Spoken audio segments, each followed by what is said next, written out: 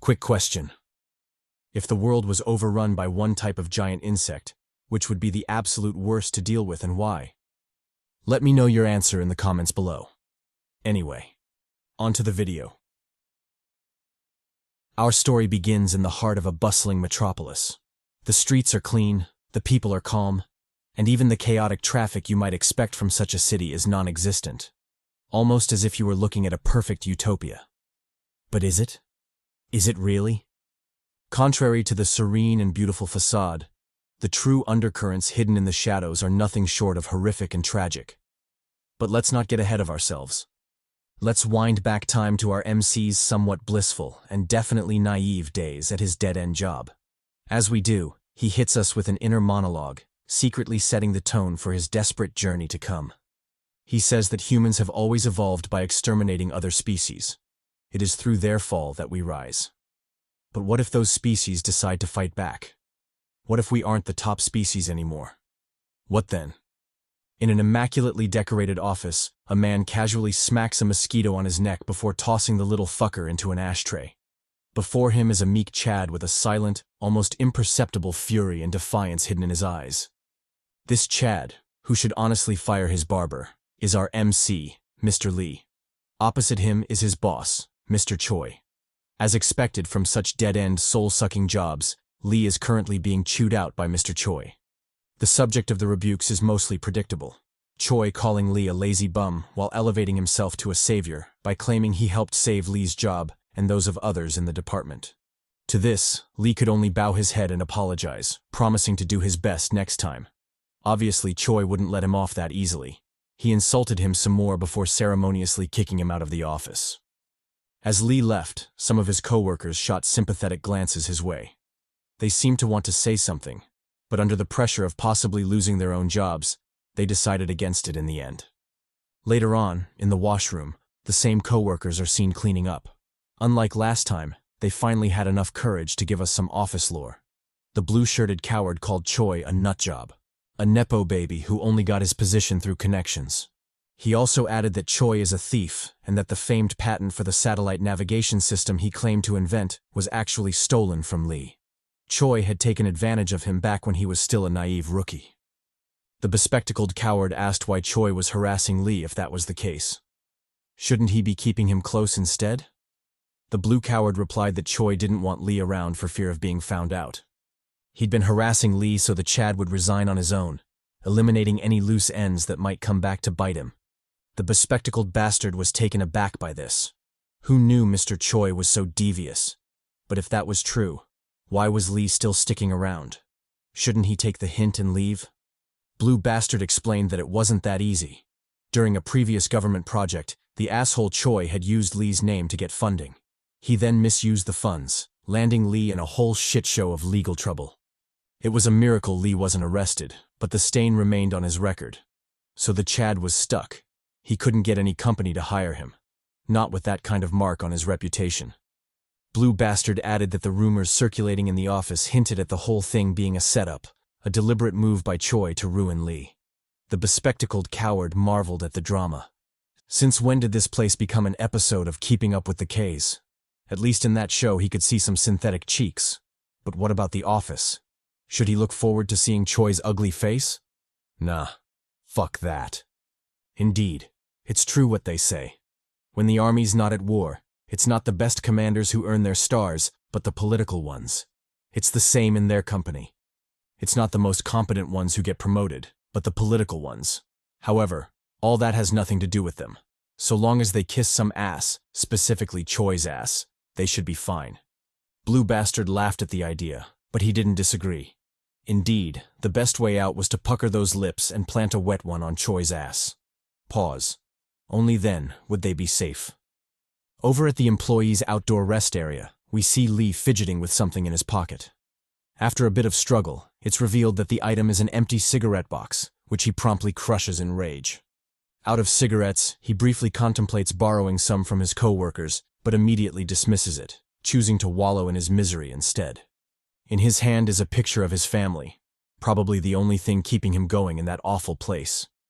Just as he's lamenting his unfortunate existence, a gentle voice calls out to him, offering a cigarette with a beaming smile. Lee accepts the cigarette, a dazed look in his eyes. He then warns the baddie to stay away. Being seen with him isn't exactly a good thing in the company. The baddie scoffs at the remark. Why? Because of Choi? As far as she's concerned, the ugly bastard can suck it. She isn't worried about him in the slightest. Instead, she's worried about him. What's with that sullen face? Didn't he know there were lots of people who respected and revered him? It's just that they're afraid of Choi, so they can't speak up. But aside from that, did he know why Choi was acting more like an asshole than usual these days? Something had to be going on, right? Lee takes a drag from his cigarette before responding to the baddie. And yes, I said baddie. You youngins might not know this, but such art used to be Picasso masterpieces for jerk rituals back in the day. Don't let the design fool you.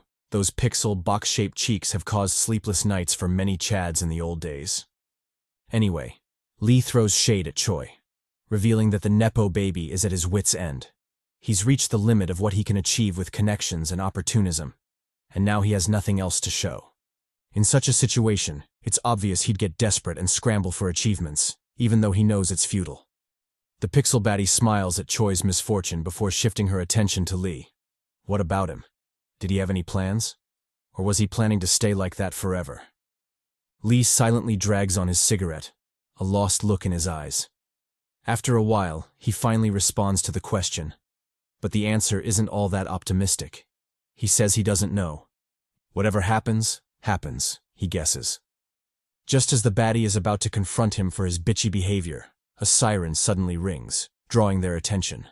Following the siren is a PA announcement warning staff that a swarm of wasps is approaching, and they should hurry back into the building.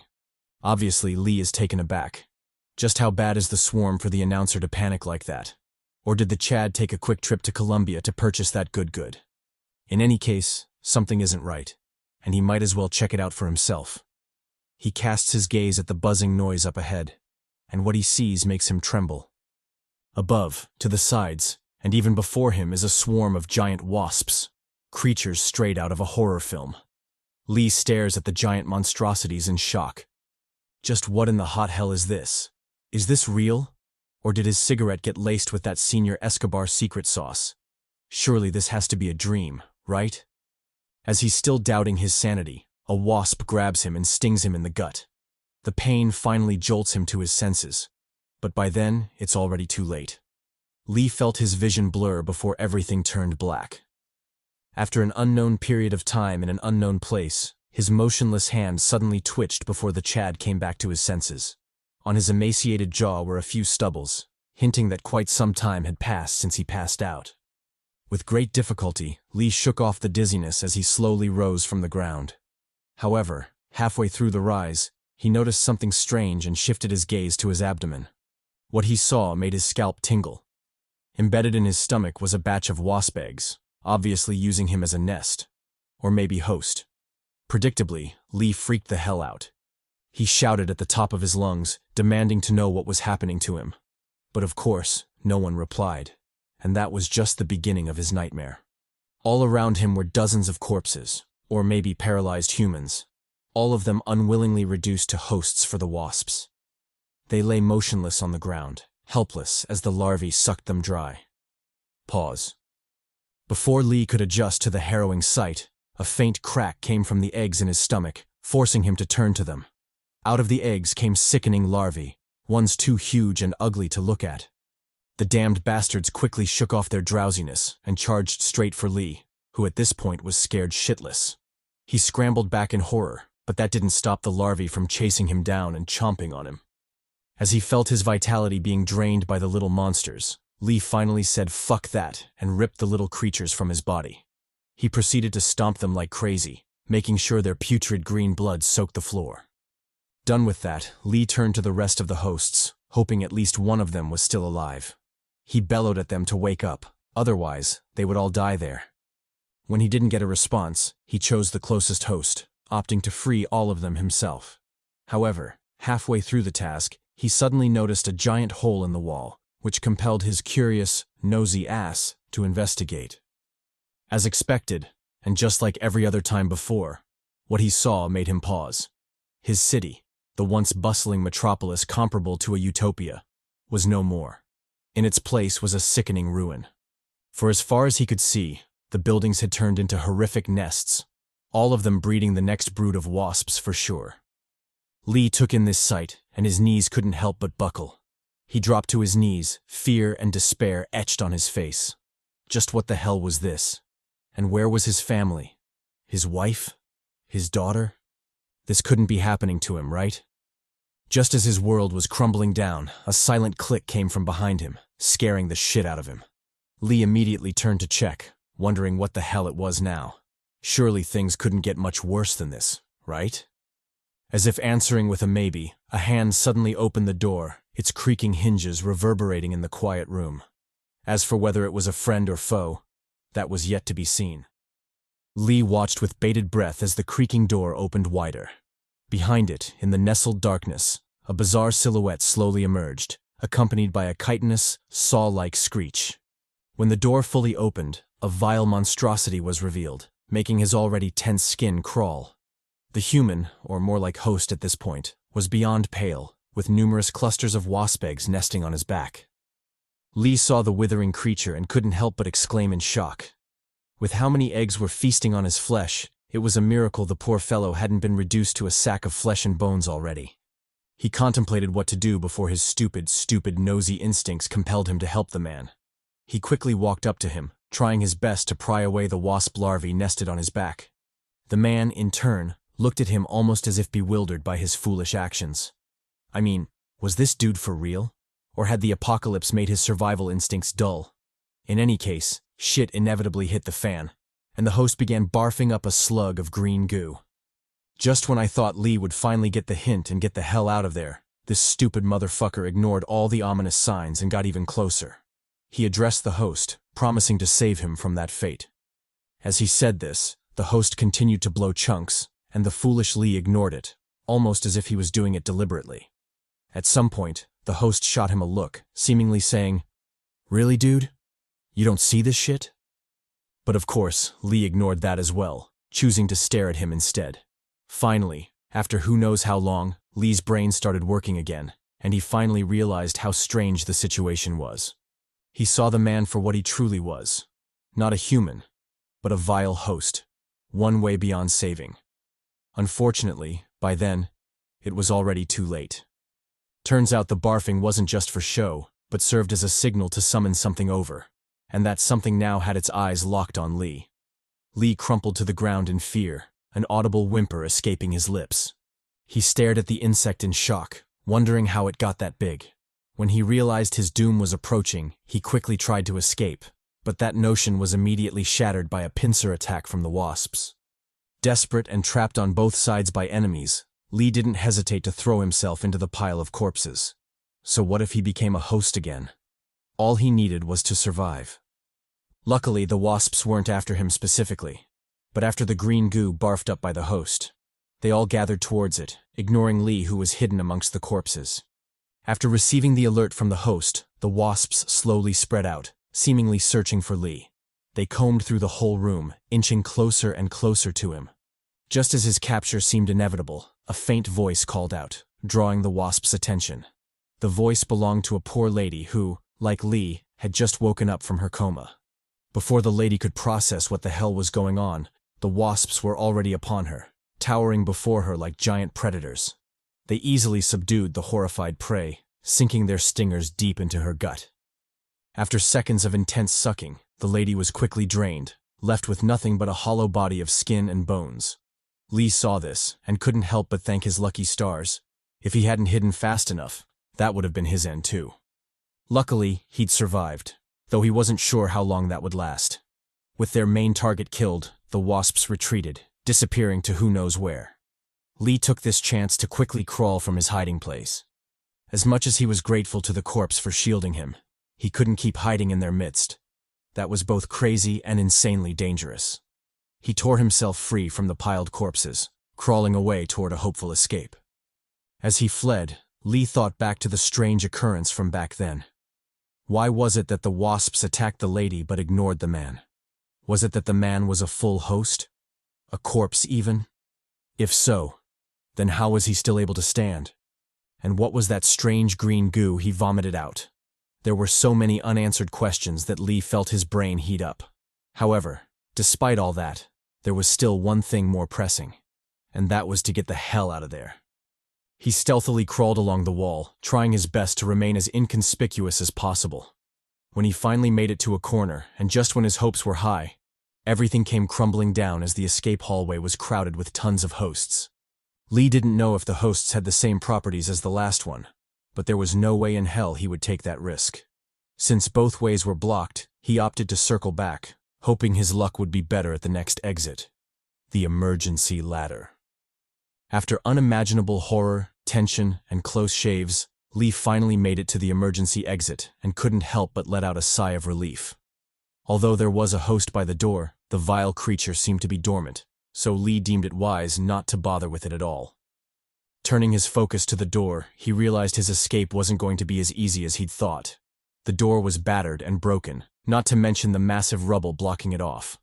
Lee cursed his shitty luck, but ultimately decided to do what needed to be done. It wasn't like he had any other options anyway. After monstrous effort, he finally cleared out the rubble, giving himself access to the door.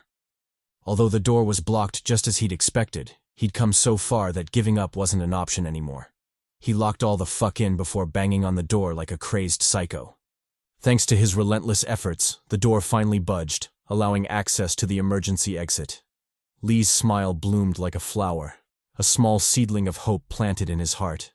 Sure, it wasn't going to be easy, but with a little more effort, he should be able to escape that cursed building. On top of that, scaling down the building was way easier than going up, so he should be able to pull it off somehow. Just as his smile reached full bloom and his hopes were at their peak, a scene unfolded before Lee, sinking his heart to the depths of the abyss. The emergency exit, the same exit he'd pinned his hopes on, was completely destroyed, barring any attempt to flee the building. Lee took in the sight and cursed the universe profusely. His once hopeful face instantly darkened, reduced to a hollow mask of its former self. He stared blankly, puzzled by what he should do next. Should he double back and look for a new exit? But to what end? And who's to say the next exit wouldn't be just as disappointing, or maybe even worse? Just as he was lost in thought, the floor suddenly trembled, scaring the shit out of him. Lee hurried to secure his footing, his survival instincts proving right for once. After the commotion ended, he realized the tremble was from the collapsing staircase, further adding to his despair. Even if he secured a rope, the effort would be pointless, as most of the staircase was gone. He couldn't even lower himself to a lower floor. Damn. Just what kind of shitty luck was that? Troubled and frustrated, Lee held onto the door, stumped by what he should do now. Unbeknownst to him, his awful day was just beginning, as vile creatures were stalking from the background. Turns out the eggs on the host had hatched, and the little bastards were hungry for some food. And since Lee was the only edible thing around, they immediately charged at him, biting hard into his flesh. Lee felt the pain, and the self-pity immediately disappeared. What was the point of wallowing in despair when he was literally being eaten alive? He locked in, punching and crushing the little shits from his body. Unfortunately for the fool, he didn't pay much attention to his surroundings, and inevitably slipped off the floor. The feeling of weightlessness jolted him to his senses, and Lee scrambled to save his life. However, that relief was quickly doused as the remaining larvae charged at him, eager to capitalize on his misfortune. Lee noticed the lunging bastards and said, "Fuck that." Even if it was a post-apocalyptic world, wasn't this difficulty a bit too outrageous? Shouldn't he be going through a somewhat tutorial first before doing this shit? Well, to hell with it. He might as well go hard. He immediately retaliated, punching the larvae to literal chunks. After the first came the second, then the third, and Lee didn't stop for even a second as he desperately fought for his survival. The larvae also did the same, crawling across his body and biting his flesh. The two parties struggled intensely, ultimately drawing the attention of a wandering host. As expected, the bastard didn't let it slide, but instead charged at Lee, obviously planning to join the tango. Lee noticed this, and immediately despaired. Not only was he locked in a fight with the little vermin, he was still hanging on the edge, a horrible position to be in. If he didn't find a way out of this, then falling to his death would be the most merciful of his endings. With that idea in mind, he reached out for the rubble below him, hoping to use it as a foothold to escape his dire predicament. However, As he'd come to learn so far, when it rains, it really fucking pours. He lost his grip on the floor, causing him to fall off. Lee's heart instantly dropped. He instinctively flailed his hands, hoping to catch something, anything, to save his life.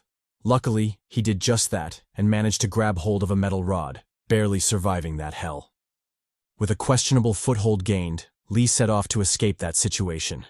He turned his gaze towards the lower floors, hoping to make a giant leap towards them. However, as typical of his hell difficulty apocalypse, things wouldn't be that simple. Just as he was about to make his move, a giant wasp crept up on him, almost as if it was Diddy or something. Lee noticed the beast, and his scalp couldn't help but tingle. Was this Mr. Take That? And was he about to take that? Pause. Seriously though, he cried to the author to reduce the difficulty, because this was some bullshit. Locking back in, Lee did a double take on the wasp. Although he'd cried about the absurd difficulty of the apocalypse, he knew he couldn't rely on anyone but himself to survive. Besides, the wasp was already upon him. So what would crying to the author accomplish? He promptly dialed in, looking for any chance to escape. However, how could escape be that easy? Especially with a giant fucking wasp behind him. He currently had no opening, so he settled for staying as inconspicuous as possible. As Lee was deluding himself with his half-baked stealth techniques, the wasp closed in on him, seemingly confused by something. It probed Lee gently, feeling him out with its antennae. Lee, who was already shitting bricks at this point, trembled seriously, a visible panic evident on his face. He tried his best to ignore the probing antennae, but the creepy sensation still sent shivers down his spine. No matter what he did, he couldn't shake off the feeling of having a predator so close to him, its hot, foul breath blowing down his neck. Seemingly coming to terms with his inevitable demise, Lee's will faded, causing his grip to involuntarily loosen. He believed it was far better to fall to his death than to be eaten alive by a pest.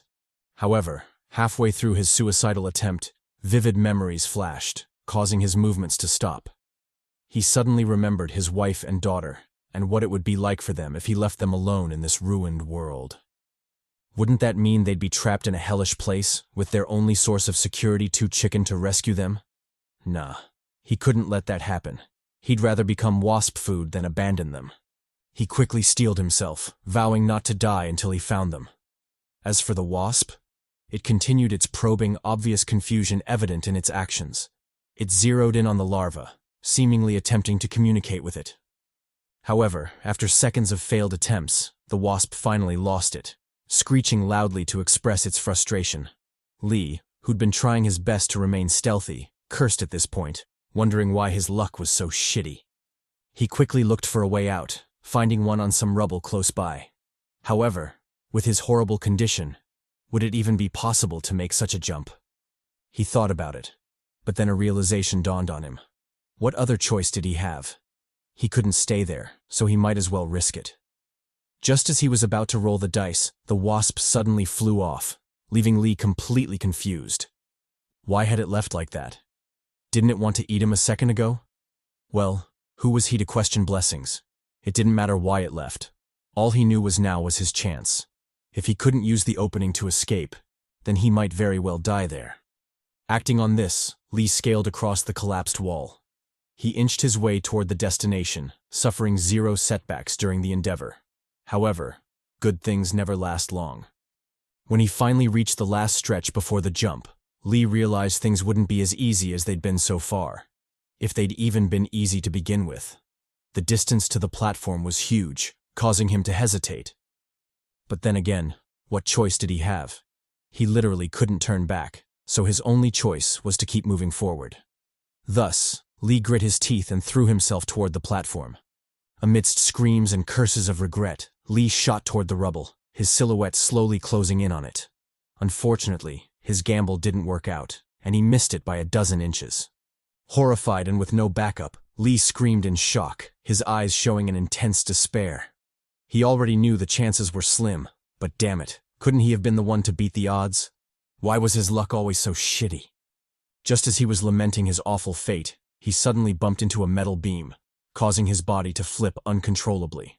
Because of that, he was miraculously flung toward nearby rubble, temporarily saving his life. However, The difficult moments weren't done just yet. Lee helplessly slid off the rubble, forcing him to hold on for dear life. The struggle was so strained that all his fingernails got torn off during the process. Luckily, he fought through the pain and barely held his ground. If he hadn't, then he might have been a bloody paste on the ground already. Locking back in, Lee increased his grip on the rubble. Although it was tremendously painful to do so with his nails chipped, he still grit his teeth and did it anyway. What was a little pain when compared to his very life? If he had to make the same choice 1,000 times, then he'd choose his life every time. But again, things wouldn't go smoothly just because he wanted them to. Just as he was braving through the pain, the blood from his fingers greased the rubble, causing his hands to slip off. Lee found himself falling again, this time his expression leaning toward shock. How was this possible? After all he'd been through, was he really going to die because of such a foolish reason? Surely this had to be a joke, right? Unfortunately, it wasn't a joke, and his old ass was definitely falling. Luckily, however, the subsequent run-ins with the beam and boulder had changed his trajectory enough to let him crash on another platform. Lee felt the impact of the fall and stared wide in shock. He'd already counted himself as a dead man, so this was undoubtedly a pleasant surprise. He quickly ignored his pain and breathed out in relief. He'd made it. He'd miraculously made it. Seems like his luck wasn't so shitty after all. Learning from his past mistake, Lee promptly crawled off the platform. He was aware he'd already used up all his accumulated luck, so he dared not linger on the platform a second longer. Who knows? Maybe the bastard might just crash a second later, and he'd have no one but himself to blame. Thus, he quickly skedaddled, rushing back into the building with the quickness. After making it back inside, Lee began his plans in earnest. He knew the staircases were a no-go, so he had to figure out a different route to escape. He ruled out a bunch of options before settling on the main corridor for now. Since there were no living humans in the building anyway, he figured it would be feasible, provided he stayed clear of the patrolling wasps. Just as he resolved to act on his plan, a stealthy stalker crept up on him, making this the second time he was caught lacking. Actually, I think it's more than 2, but there's no point in flaming our boy. Lee caught onto the stalker and immediately jumped back in surprise. He screamed like a little bitch, audible whimpers escaping his lips from time to time. The host, however, stared at him silently, giving him the same confused look the wasp had.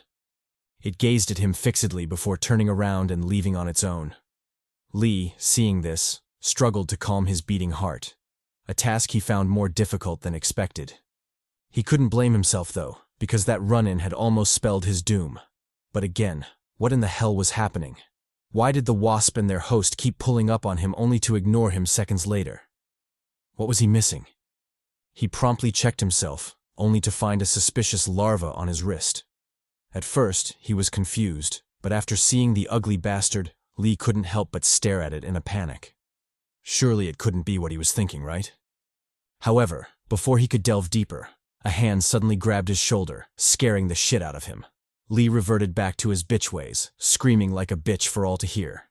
He then picked up a nearby rock, intending to smash whoever was behind him. However, halfway through the swing, the stalker's identity got revealed, and Lee couldn't help but look at him in shock.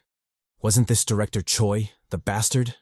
What was this fool doing here, and alive at that? Choi picked up on his shock and promptly greeted him with delight. He expressed his happiness at finding another survivor, but now wasn't the time to chat.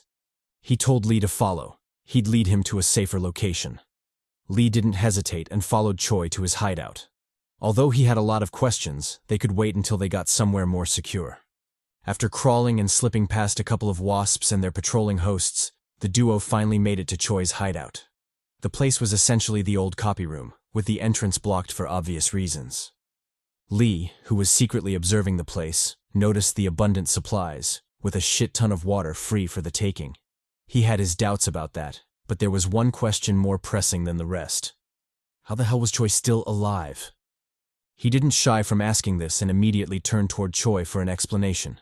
Choi, however, brushed past the question and talked about his feelings instead. He again emphasized that he was happy to see him.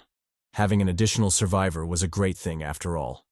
Doubling down on his ass-kissing, Choi expressed how he'd believed Lee was still alive. He couldn't be sure about the rest, but he definitely knew Manager Lee. The Chad would definitely make it through somehow. Lee looked at him silently, not bothering to hide the suspicion in his eyes.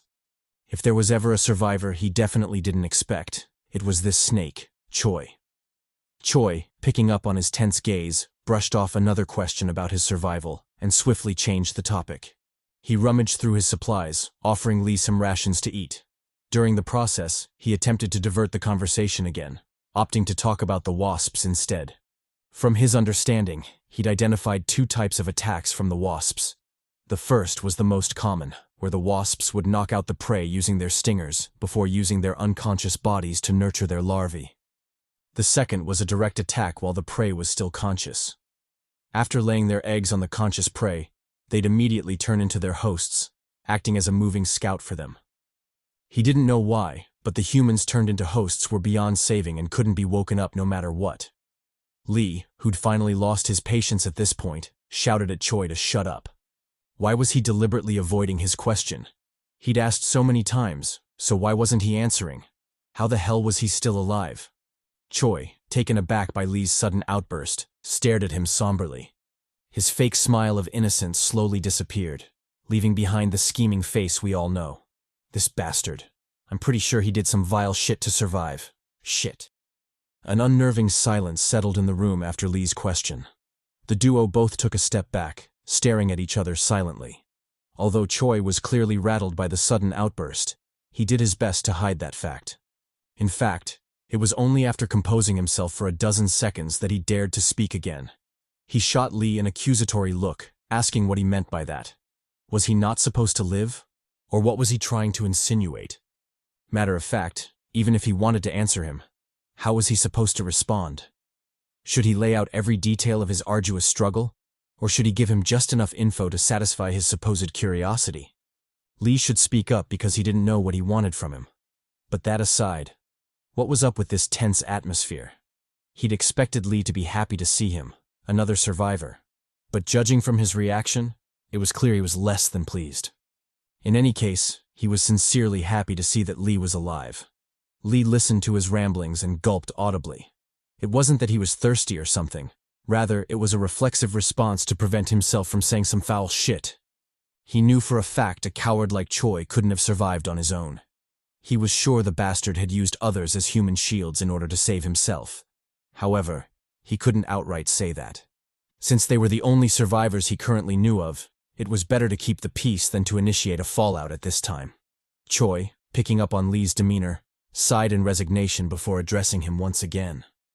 He shared bits of his survival story, highlighting that it had been 5 days since the fall. During that time, he'd been doing everything he could to survive. Lee heard the first parts of his narration and immediately told Choi to hold the fuck up. What did he mean it had been 5 days? If so, then where was the rescue team? The army? Surely the government should have responded by now, right? Choi, visibly taken aback by Lee's random interruption, asked what he was talking about. Didn't he know? Or could it be that he'd been unconscious for 5 days straight and missed all the action? Well, if he was that curious, then he'd tell him.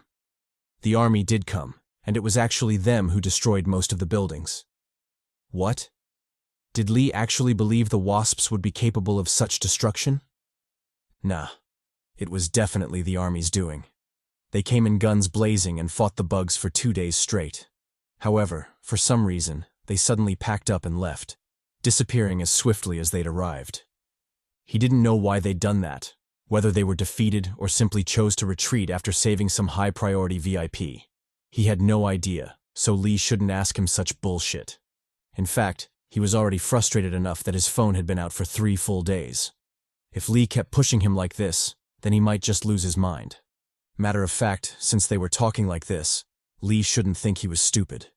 Did he really think he couldn't tell what he was thinking? What he was insinuating? He probably thought he'd used others as meat shields to protect himself, right? That's what he wanted to ask, right? Lee shouldn't treat him as a fool because he was all too clear about his hidden thoughts. However, he'd have him know that he'd misjudged him. He hadn't used anyone as meat shields, nor had he ever held any hostility towards him. In fact, all the rumors about him screwing him over in the company were just that. Rumors. He never stole his accomplishments, nor had he ever intended to suppress him in the workplace. It was all the high-ups' fault. They forced him to claim Lee's work and accomplishments as his own, and even forced him to suppress him too. He had nothing to do with it and was just an innocent victim, same as Lee. This bastard, does he even believe his own bullshit? Surely he doesn't expect anyone to buy this shit, right? Seems like he truly does, because he went ahead with the foolish ramblings. He told Lee they were in it together and even tried to protect and stand up for him. If Lee really thought about it, he'd know he had no reason to be against him, because after he was gone, the next one on the chopping block would be him. Done with his nonsense ramblings, Choi took a deep breath to calm himself. He begged Lee to believe him, insisting that he had no reason to lie. Lee, who'd been silent the entire time, stared at him warily, choosing to keep his thoughts hidden for now. However, even if he didn't say anything, can anyone truly trust such a punchable face? Such tame, backstabbing faces are always so easy to tell. Choi, seemingly picking up on this as well, quickly changed the topic, choosing to talk about the larva on Lee's arm instead. He promptly reached for it, clearly intent on removing it from the coat. Lee, however, noticed his actions and swiftly swatted his hand away. He told Choi not to worry about it, he'd handle it on his own. Deep down, he cautioned himself to be on guard, because this treacherous bastard was clearly up to something. Choi, although surprised by Lee's aggressive response, decided not to dwell on it. He still needed him, after all. Speaking of Lee, he realized something fishy and immediately questioned Choi about it. Why was he still here? Sure, he understood the army didn't save him, but why hadn't he escaped on his own? Surely he must have thought of that, right? Choi looked at him before sighing softly. He could tell him, but it was way better to just show him. With that, he turned to leave, instructing Lee to follow after him. After sneaking through the hostile office, Choi led Lee to a hole in the wall. He somberly pointed through the wall, asking Lee to take a look for himself. Lee, clearly puzzled by Choi's actions, decided to comply, warily casting his gaze through the hole. What he saw left him utterly dumbfounded. In the middle of the room lay a heap of bodies, all of them piled together like some cheap feed. In addition, there were wasp larvae, the contrast making for a bizarre yet ominous scene. Choi, deeming it the right time to explain, told Lee the group of captives were a special case. The wasps hadn't laid eggs on them, nor had they harmed them in any way. After they were knocked out, they were simply gathered and placed in that heap, their purpose unclear for now. However, that's not why he led Lee to this place. He then pointed towards a specific location, asking Lee to take a look. Lee did just that, and was shocked yet again. Amongst the heap was a familiar face. The very same pixel baddie from the start of the story. Choi, taking advantage of Lee's sudden shock, told him she was still alive, and that's why he hadn't escaped this place already. He'd been sticking around to save her. On his own, it was close to impossible, but with Lee there, they stood a fighting chance. However, to do so, they had to find a solution for the wasps, because the room was swarming with them. Lee, eyeing the pathetic state of the pixel baddie, cursed to himself, wondering why he was so unlucky. If he hadn't known about her, it would have been fine. But now that he did, he couldn't possibly abandon her. Besides, if he didn't help her, who would? This sketchy bastard Choi could never be trusted after all. Steeling himself, Lee decided to give it a shot. Since there was a non-zero chance of success, he had to try at least. Choi, feigning concern, asked if he was sure. There were a shit ton of wasps in there after all. Lee didn't reply and simply took off his coat. He then placed the larva on it before going to town on it.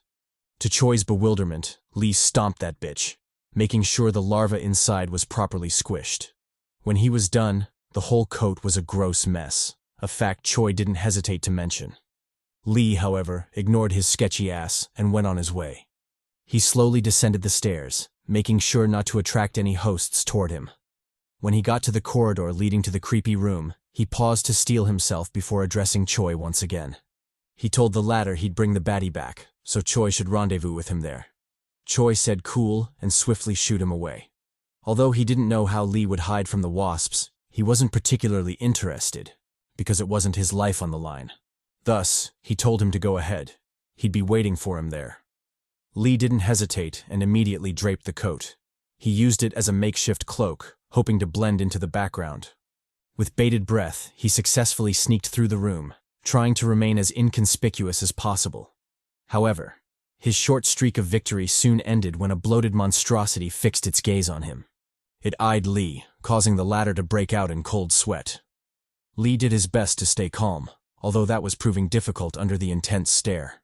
His heart beat like crazy, and he couldn't stop himself from having thoughts of abandoning this shit and running away. Luckily, the moment soon passed and the bloated freak went on its way. It was only after that Lee finally let out the breath he'd been holding. Damn. He was somewhat sure that would work, but it didn't stop him from panicking like crazy.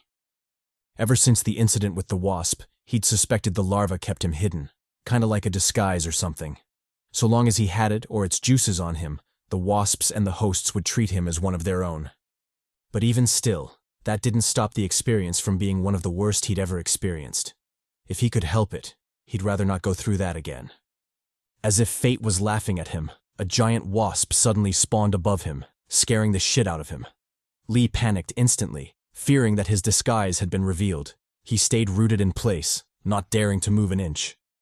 Focusing his attention on the wasp, he was shocked to find that the wasp was doing the same with him. It stared at Lee, seemingly contemplating what to do with him. After seconds of tense silence, the wasp finally left, leaving Lee soaked in a pool of sweat. He'd already known this was a shit idea, but damn, this really drove the point home. Without hesitation, he decided to turn back. He couldn't be risking his life like this. Just as he was about to book it, he caught a glimpse out of the corner of his eye that made him pause. He'd unknowingly reached the creepy room, and his target was literally in front of him. To make it worse, the baddie, the subject of the rescue, had also seen him, so he couldn't turn back now. Cursing under his breath, Lee steeled himself again and made a beeline for the baddie.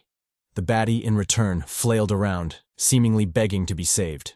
Lee saw this and doubled his speed. Since things had developed to this point, he might as well go all out and save this bitch. Thus, he put on his big boy pants and swiftly crawled to the maiden. When he got to her, the baddie was still flailing, so Lee did his best to calm her down.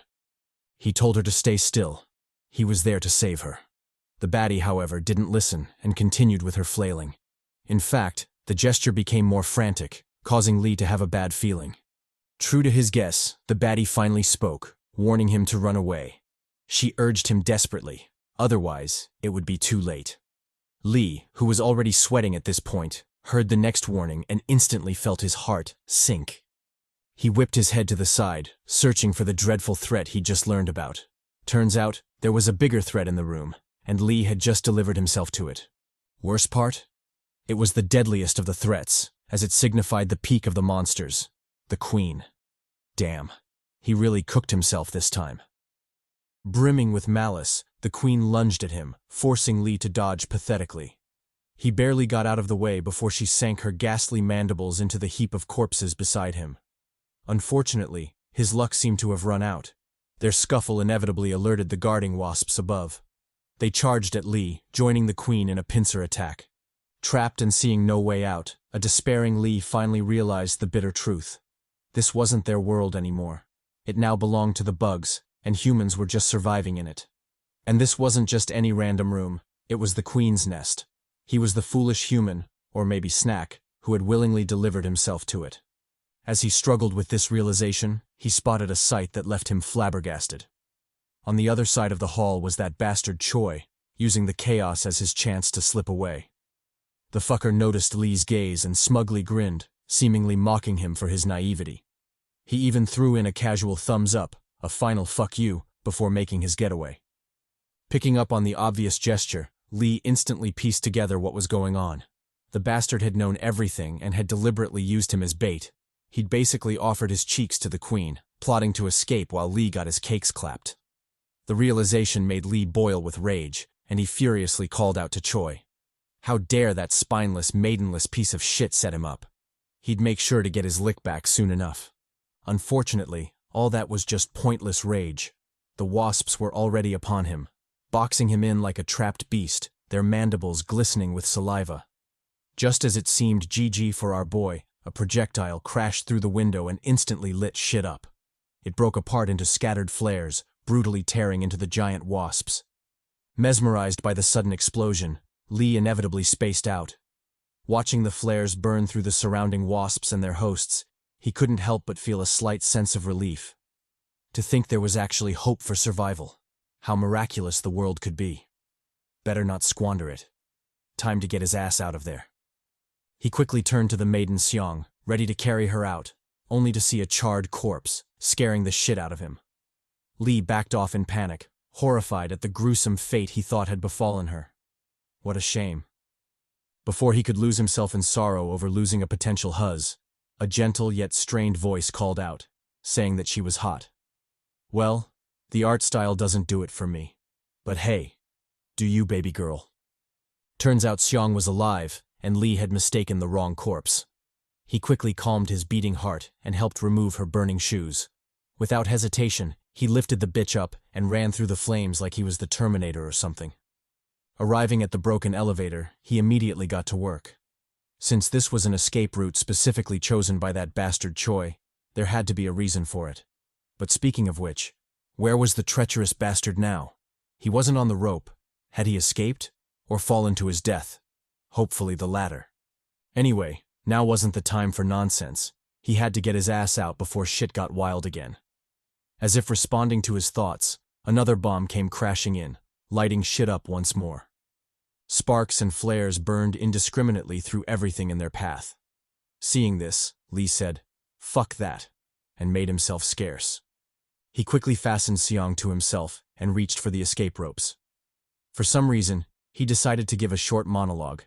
Maybe he thought it was cool. But with a baddie in his arms and flames blazing around him, I'd say he was goddamn right. She'd once asked what he planned to do with his life, right? The answer was simple. He'd survive. No matter how insane and fucked up the world became, he'd do his best to keep going because there were still things and people he needed to protect. With those words, he decisively leapt forward, using the rope to carry them down. After an intense and borderline suicidal descent, the duo finally crashed into the ground floor's elevator shaft. When the dust settled, Xiang's limp silhouette hung from the ceiling, suggesting something had gone horribly wrong.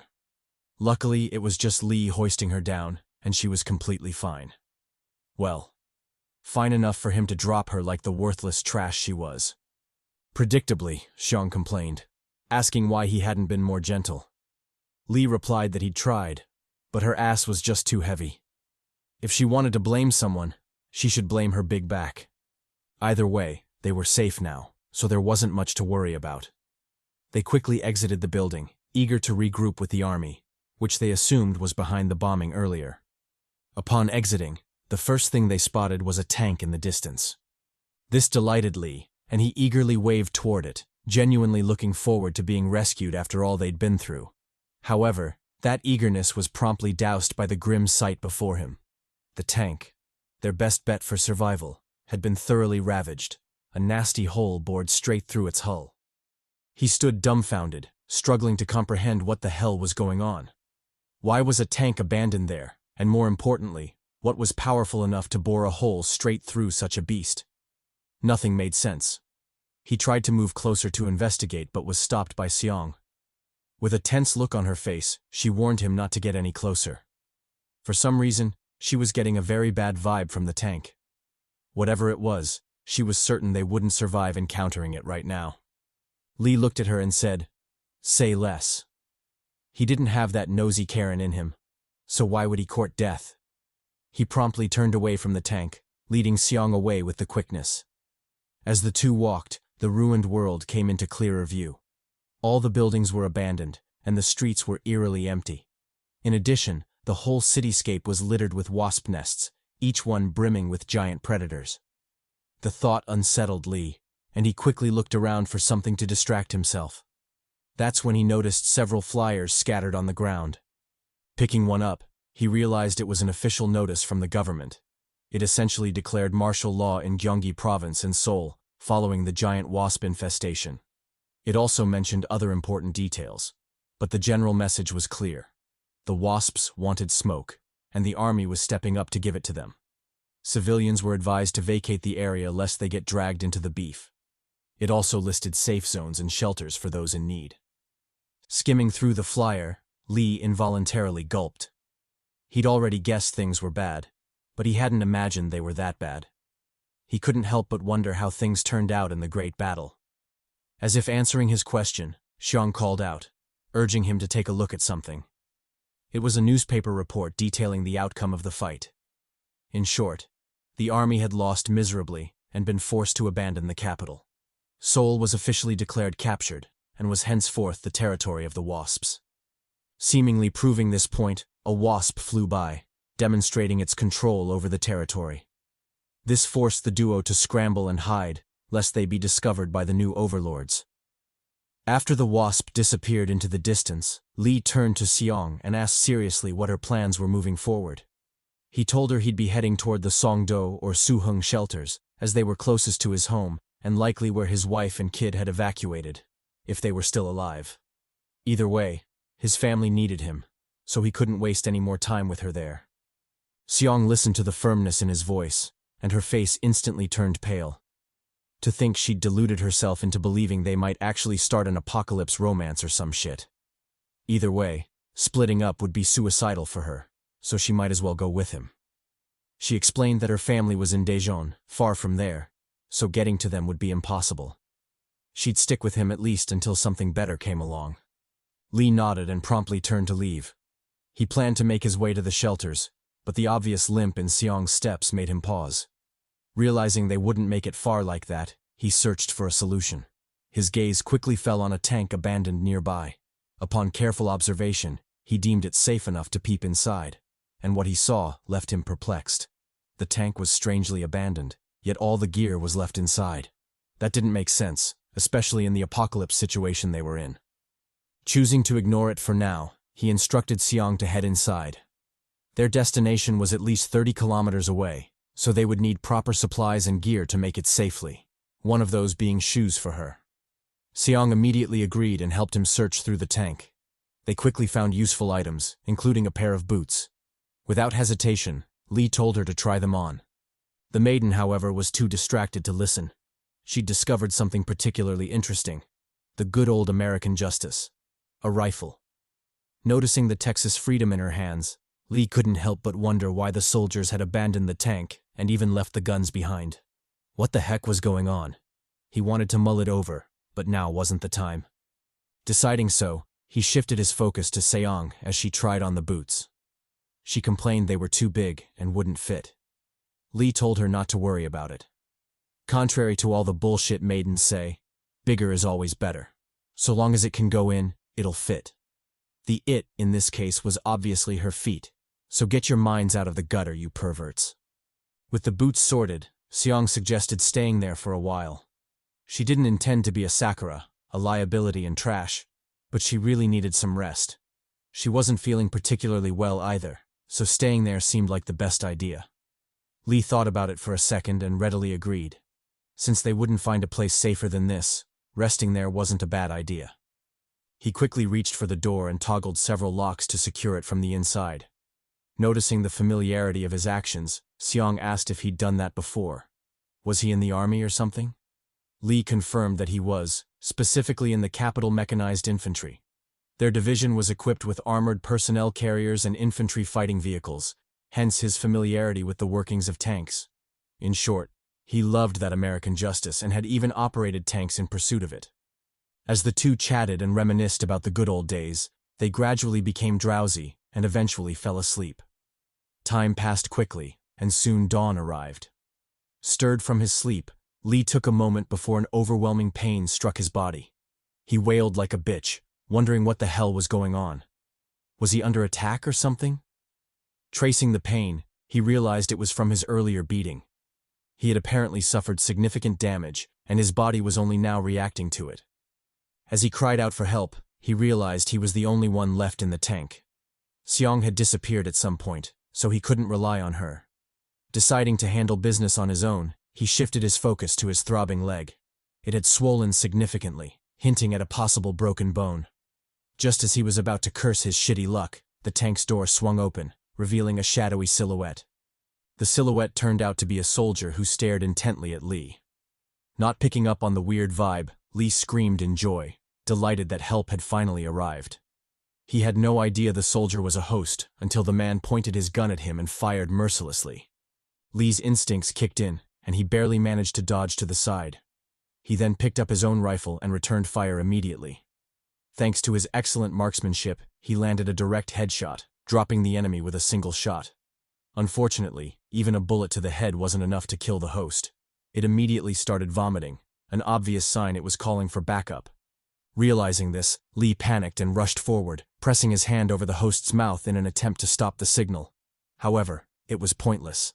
Just as he was at his wit's end, a hand suddenly grabbed him and pulled him away. The man shouted at him, asking what the hell he was doing. Was he that desperate to die? Fine. He'd kill him himself. He dragged Lee back, completely ignoring the choking and vomiting host behind them. As they approached the tank, an eerie, terrifying buzz rose behind them, heralding the arrival of the wasps. This terrified Lee, who stopped his futile resistance and escaped with the quickness. Meanwhile, the stranger paused his own escape to cover their retreat. He urged Lee to press on, saying he'd handle everything on his own. With those words, he baited the wasps into following him into the tank. When they did, the stranger immediately commenced his counterattack. He pull-started the grass trimmer and used its deadly blades to slice through the first wasp's head. Green blood spurted from the wound, but the stranger ignored it and cleaved the head straight in half. After dealing with the first wasp, he turned his sights on the second. However, this one was unbelievably cunning and dodged his slash. It went straight for the grass trimmer, sinking its steel-like mandibles into the shaft. Ignoring the blades lodged in its eye, the wasp chomped down on the trimmer and forced its way into the tank. It planned to tackle the stranger, but a well-timed intervention from Lee foiled its plans. Lee aimed his rifle and fired without hesitation, blessing the wasp with some American freedom and riddling its head with bullets. Enduring such disastrous damage, the wasp inevitably let go of the trimmer, starting it back up again. The stranger didn't miss the opportunity. He directed the spinning blade at the wasp's neck, chopping its head clean off. Afterward, the man wiped the disgusting blood away and flicked it to the side. He was low-key aura farming, but after everything he'd done, I'd say he was justified. Watching from the sidelines, Lee offered to close the door, but the stranger stopped him and proceeded himself without explanation, leaving Lee staring in wonder. When the stranger reached the door, the reason became vividly clear.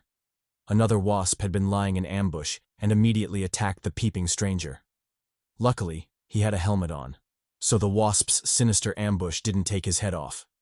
Acting quickly, the stranger unfastened the helmet and abandoned it, letting the wasp have it along with a nasty surprise hidden inside: a grenade. The explosion thundered like a cannon, blowing the wasp's head and thorax clean off. When the flames settled, a bewildered Lee asked how he'd known. How did he know there was a third wasp waiting in ambush atop the tank? The man replied that he was perceptive as fuck. He'd spotted 3 wasps earlier, so one of them had to be lying in wait nearby. Switching topics, he asked Lee what he was doing to the soldier. Did he have a gag fetish or something? Lee replied that he didn't. His actions were purely practical. He was preventing the soldier from sending a distress signal. The man smirked at his foolishness. Did he really think that would work? Since he was so eager to shove his hand down other people's throats, maybe he should scratch their backs while he was at it. Anyway, that had nothing to do with him, so he was leaving. He quickly exited the vehicle, forcing Lee to chase after him. Frantic, Lee asked if he'd seen a maiden nearby, around 26, busty, and sketched in that old art style the OGs loved. The man replied he hadn't, but he did know of a survivor hideout nearby. Maybe it was due to the metro station, but a significant number of people had managed to escape the initial catastrophe. Hearing news about survivors and a possible shelter, Lee instinctively beamed. He asked for more information, but the stranger told him to slow his roll. The survivors weren't what he thought. In fact, they were a bigger threat than the wasps. He declined to explain further and turned to leave.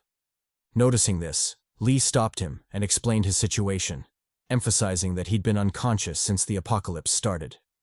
His information was severely limited, so any intel would be greatly appreciated. The stranger sympathized and gave a quick rundown. The survivors had been twisted into something more like beasts than humans. Maybe it was due to the apocalypse or the collapse of order. All he knew was they couldn't be called human anymore. They were just an armed mob, preying on everything they came across. He warned Lee to stay as far away from them as possible. As they talked, loud footsteps thumped from the side, drawing their attention. They turned and spotted a group of armored rogues charging toward them. Without hesitation, the stranger tucked tail and fled. But the rogues were faster and soon had him encircled. Seeing no way out, the man made his stand, pulling out his grass trimmer and spinning the deadly blades to scare them back. Turning to Lee, he shouted for him to shoot. He had a gun, didn't he? Then what the hell was he waiting for? Lee argued that he couldn't. The rogues were people. If he killed them, wouldn't that be murder?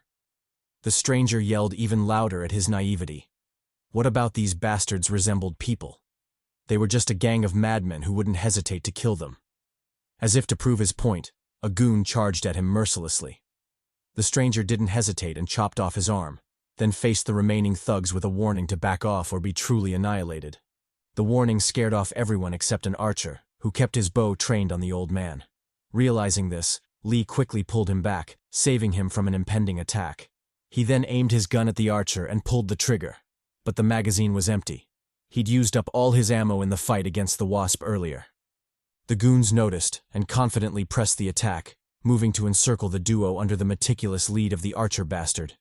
He aimed his makeshift arrow at them, promising a hell of a time if it struck. Fuck.